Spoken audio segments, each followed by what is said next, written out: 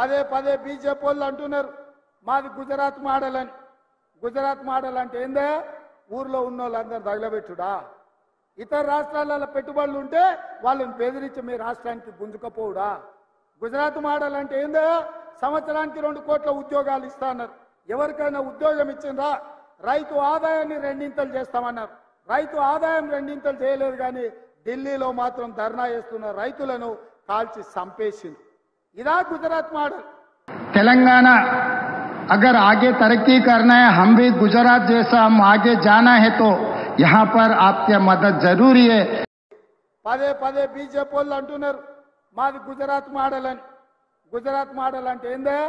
ఊర్లో ఉన్న వాళ్ళందరూ తగలబెట్టుడా? ఇతర రాష్ట్రాలలో పెట్టుబడులు ఉంటే వాళ్ళని బెదిరించి మీ రాష్ట్రానికి గుంజుకపోవుడా? గుజరాత్ మోడల్ అంటే ఏందో? సంవత్సరానికి 2 కోట్ల ఉద్యోగాలు ఇస్తాన్నారు. ఎవరికైనా ఉద్యోగం ఇచ్చిండ్రా? రైతు ఆదాయాన్ని రెండింతలు చేస్తామన్నారు. రైతు ఆదాయం రెండింతలు చేయలేదు కానీ ఢిల్లీలో మాత్రం ధర్నా చేస్తున్న రైతులను కాల్చి చంపేసింది. ఇదా గుజరాత్ మోడల్? तेलंगाना अगर आगे तरक्की करना है, हम भी गुजरात जैसा हम आगे जाना है तो यहाँ पर आपकी मदद जरूरी है. పదే పదే బీజేపీ వాళ్ళు అంటున్నారు మాది గుజరాత్ మోడల్ అని.